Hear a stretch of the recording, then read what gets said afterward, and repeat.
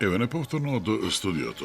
Ајде, Зоране, малку ретроспективно да направиме една анализа што би се однесувала на феноменалните летечки објекти без идентитет. Изразот НЛО значи неидентификуван летачки објект и тоа се подразбира летачки објект кој што е со непознато потекло овдека од земјата. Вакви објекти се забележени уште во отприлика некаде пред 3-4 години. Дури и во Библијата е забележено дека Екзекил во еден свој напис да забележува за некои си топки, за некои си чудни објекти кои што летаат по небото. Исто така и во подоснежната историја покажани се, мислам, многу... Кој век е тоа отприлика? Па тоа отприлика некаде 700 до 1000 години пред нашата ера. Значи, тоа е запис од Библијата. Иначе, што се однесува до самата уфологија, значи, она наука, у наводници, која што се занимава со изучување на овие објекти, не е призната како наука, нели? Иако они уфолозите доста се трудат сепак на таа да биде признаена како наука. И во светот, денеска во светот постојат две групации кои што се занимаваат со овој феномен. Значи, едната групација е наречена ЦФА и таа е сместена во техничката школа на факултетот во Сантјаго во Чиле. И другата наречена ЦФА и другата групација е JPAN, која што работи внатре во составот на Француската вселенска агенција. Сега овие две агенции меѓусебно имаат слична размена на информации што се однесува до НЛО. Би ме интересирало само дали почетните ставови на овие две агенции за кои зборуваме се идентични. Дали е жива опцијата дека и за едната и за другата агенција дека во вселената сепак постои цивилизација?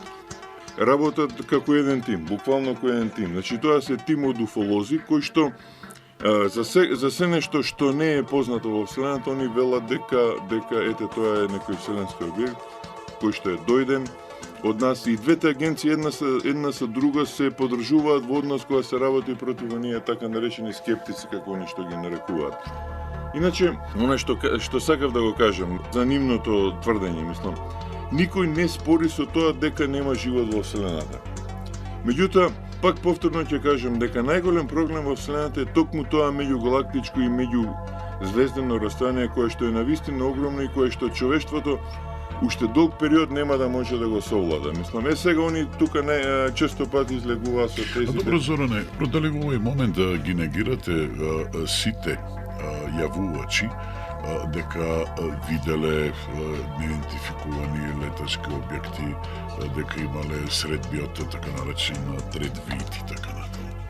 Сите астрономи ги негираат тоа што на еден начин го велат уфолозите. Еве направена една статистика во Соединетите Американски држави и тоа после 94-5 година кога повторно како актуелен случај се јави случајот Розвил.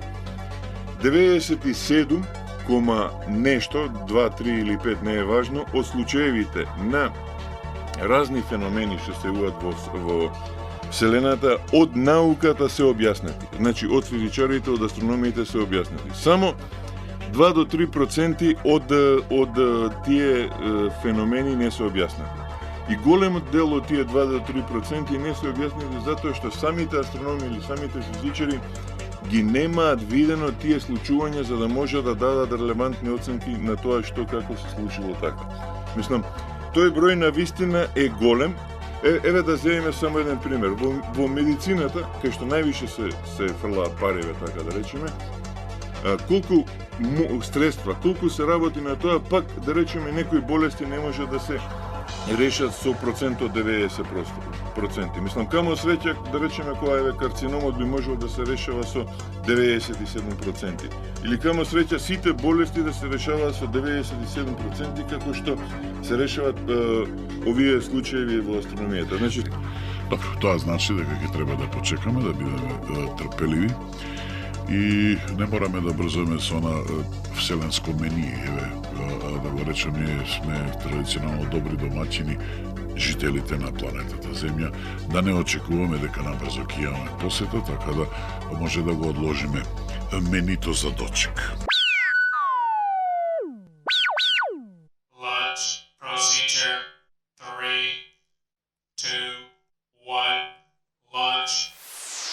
Еха од Вселената.